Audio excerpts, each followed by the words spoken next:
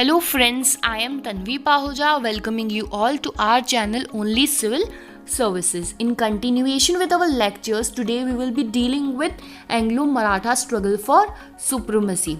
Before dealing with the conflict between Marathas and English, we will see the political background of Marathas. The state Maratha was formed by Sahu Ji. He was the founder of Marathas rule.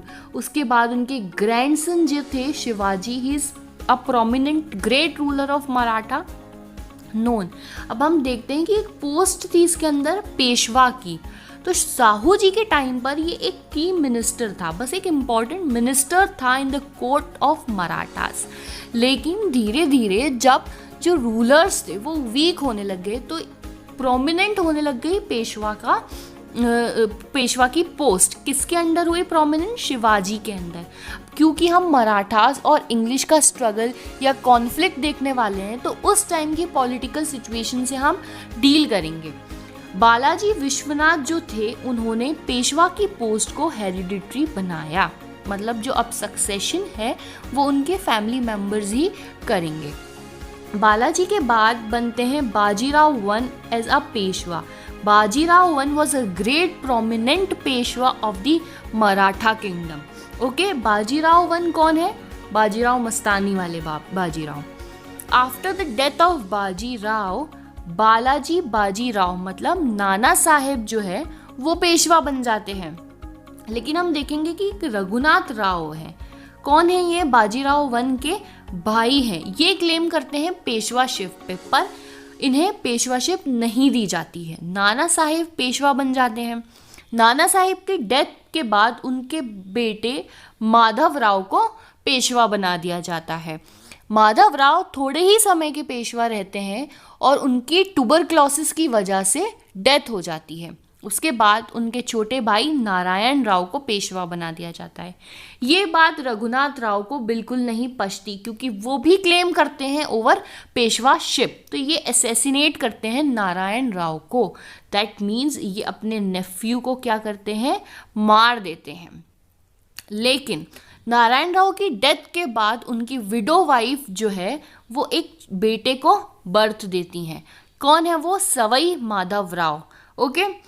अब नाना फडणवीस जो उनके court में रहते हैं वो अपने 11 chief के साथ पूरी मेहनत, पूरा एफर्ट डालते हैं कि रघुनाथ राव जो है वो पेशवा ना बने, और वो फाइनली सक्सीड हो जाते हैं माधव राव, सवाई माधव राव को पेशवा बनाने में. तो अब आप देख रहे हैं कि रघुनाथ राव जो है वो स्ट्रॉन्ग अपोनेंट सामने आ रहे हैं in the rule of Maratha. यही बैकग्राउंड रहेगा कि मौका मिलेगा ब्रिटिशर्स को इंडिया की मतलब जो मराठा स्टेट है उसकी पॉलिटिकल सिचुएशन में इंटरफेयर करके उनका फ़ायदा उठाने की.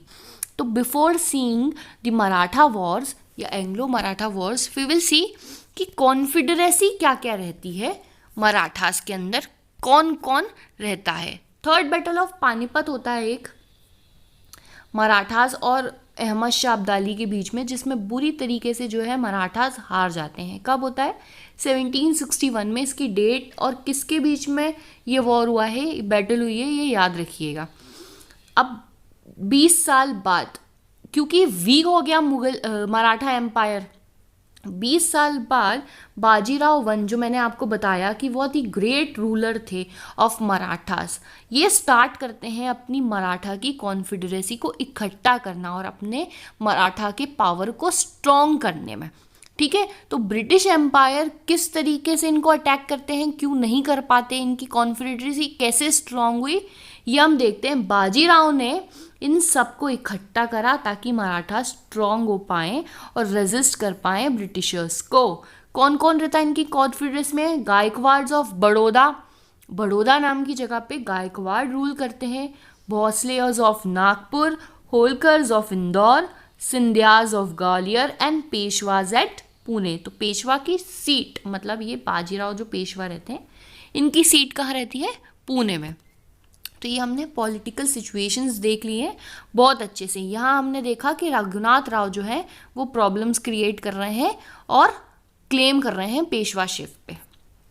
अब हम देखेंगे फर्स्ट मराठा वॉर कैसे स्टार्ट हुआ। फर्स्ट मराठा वॉर चालू होता है 1775 में और चलता है 7 साल 82 तक।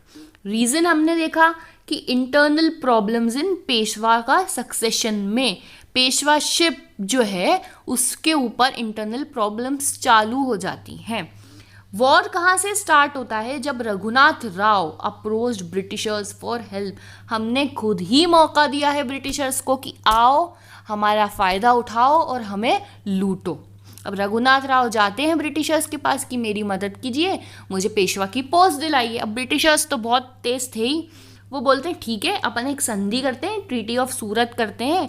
अब ये ट्रीटी ऑफ सूरत हुई थी बॉम्बे और मराठास के बीच में।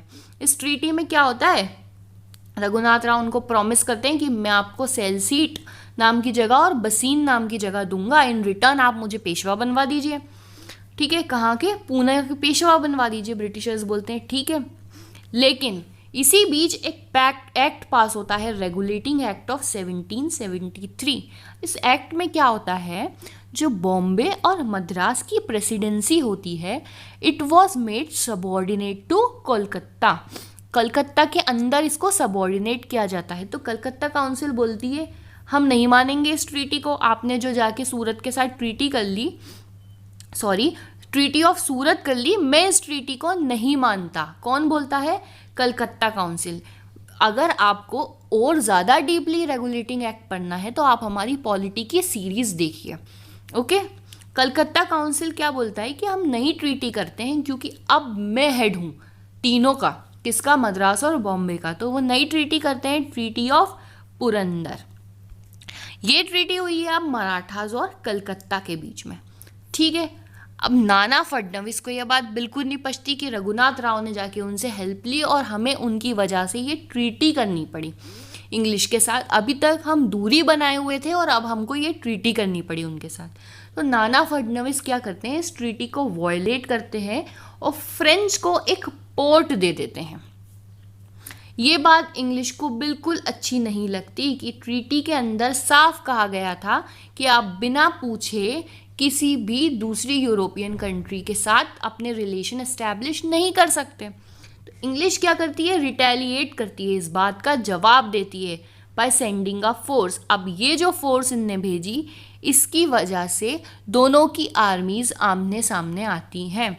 पर आखिरी में इंग्लिश को इस बार सरेंडर करना पड़ता है और एक ट्रीटी साइन होती है, ट्रीटी ऑफ वडगांव, जो एक ह्यूमिलिएटिंग ट्रीटी होती है। किसके लिए? इंग्लिश के लिए।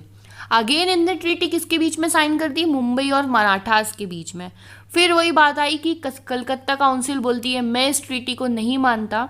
और फाइनली वेरेन हेस्टिंग्स, जो उस टाइम गवर्नर जनरल बनते हैं, वो एक लार्ज फोर्स भेजते हैं और सिंधियास को डिफीट कर देते हैं सिप्री में। यहाँ बंद होता है फर्स्ट एंग्लो मराठा वॉर। अब फाइनली ब्रिटिशर्स ने सिप्री नाम की जगह पर सिंधियास को हरा दिया और एक ट्रीटी साइन करी, ट्रीटी ऑफ सलबाई। ये फाइनल ट्रीटी होती है फर्स्ट एंग्लो मराठा वॉर की, जो कि 1782 में साइन होती है।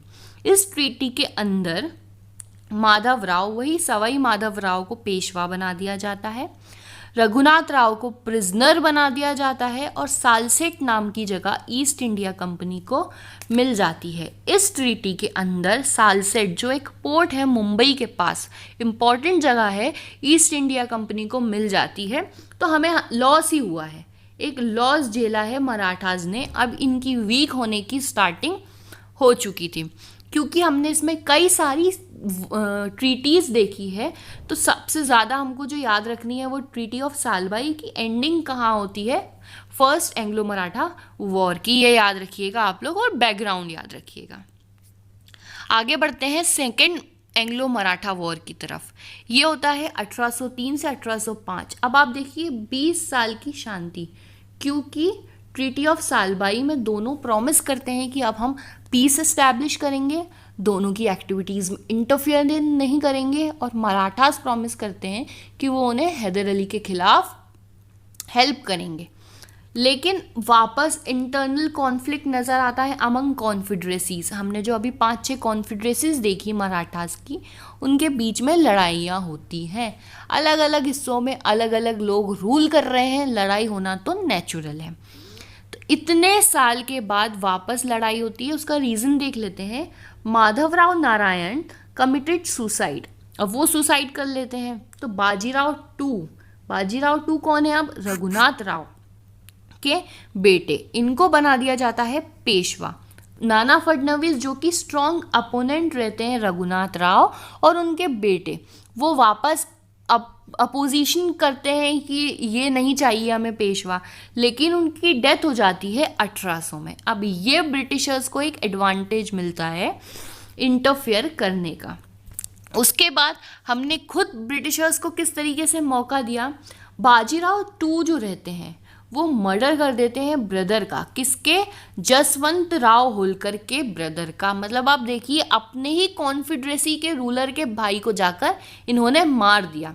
कौन थे वो? विट्ठू जी का मर्डर कर देते। तो होलकर के राजा जसवंत राव को ये बात बिल्कुल अच्छी नहीं लगती। वो बोलते हैं मैं तो बदला लूँगा।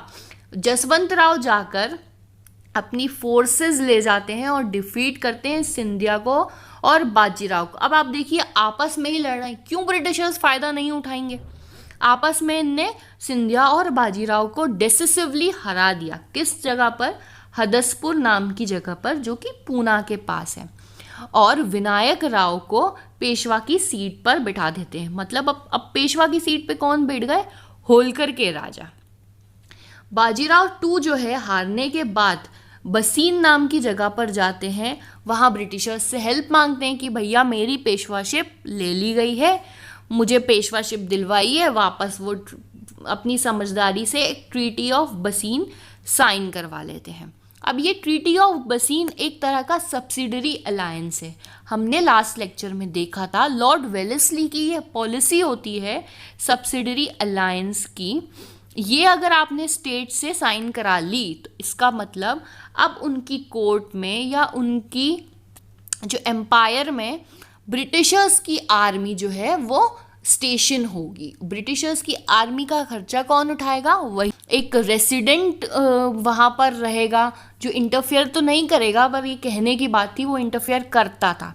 उनके अलावा कोई भी यूरोपियन पावर्स उनके यहाँ काम नहीं कर सकते। उसके बाद वो किसी से ट्रेड एस्टैब्लिश नहीं कर सकते बिना इंग्लिश की परमिशन के।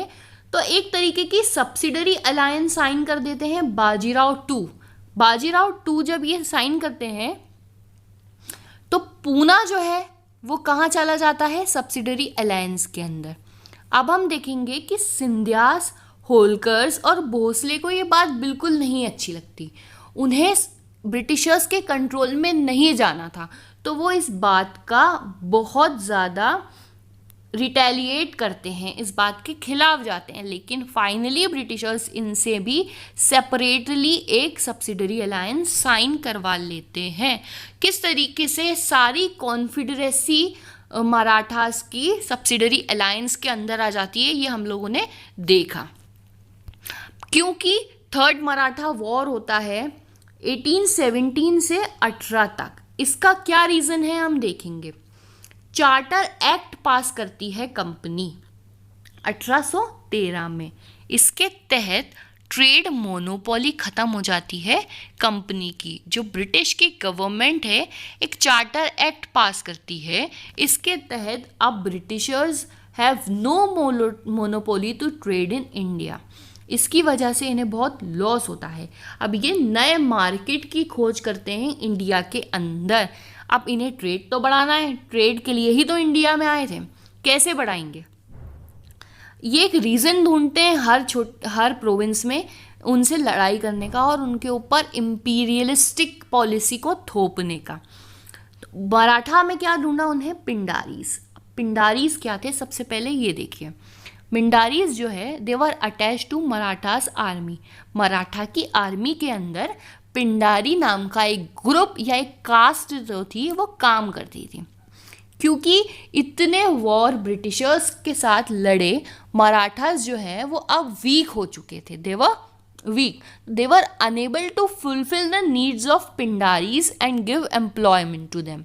तो Pindari started looting their neighbours. अब वो लूटने लगे अपने पड़ोसी राज्य को. जब वो लूट मार कर रहे थे तो वो कुछ ऐसे एरियाज को लूटते हैं जो कंपनी के अंदर आता है, मतलब ईस्ट इंडिया कंपनी के अंदर आता है.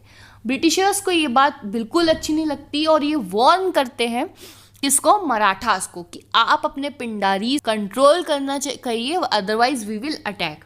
बाजीराव टू जो रहते हैं बढ़िया इस टाइम गरम खून के हो जाते हैं, रिटेलिएट करते हैं. ये जाते हैं सारे मराठा चीफ को इकट्ठा करते हैं कि हम अपनी सुप्रीमेसी, अपनी इंडिपेंडेंस के लिए लड़ते हैं, और ये एक वॉर स्टार्ट करते हैं जिसको हम थर्ड एंग्लो मराठा वॉर कहते हैं. लेकिन इंग्लिश मराठास को बहुत ही बुरी तरीके से हरा देते हैं. रिजल्ट आता है, ट्रीटी ऑफ पूना साइन होती है पेशवा के साथ, ट्रीटी ऑफ ग्वालियर साइन होती है सिंधियास के साथ, ट्रीटी ऑफ मंदसौर साइन होता है होलकर के साथ. अब इस ट्रीटी के तहत पेशवाशिप अबॉलिश, मतलब अब मराठा में कोई भी पेशवा चीफ ही नहीं रहेगा, और मराठा कॉन्फेडरेसी डिसॉल्व हो जाती है, और ब्रिटिश मराठा एम्पायर को अपने अंदर लेकर अपनी सुप्रीमेसी को वहाँ पर डिक्लेयर कर देता है, अपनी पैरामाउंसी वहाँ पर एस्टैब्लिश कर लेता है. इस तरीके से मराठा को भी ब्रिटिश ने अपने एक्सपांडेड एम्पायर के अंदर इन्वॉल्व कर लिया. अब हमने देखा है कि अब सारे लेक्चर्स हम देखें तो हमने बंगाल से स्टार्ट किया था, बंगाल देखा, मैसूर देखा, मराठा देखा. In our next lecture we will deal with the Sikh empire, how British empire expanded over region of Punjab. If you are liking my lectures, please stay connected. I will give my 100% to make you people understand modern Indian history very easily. Do like, share and subscribe our channel. Thank you.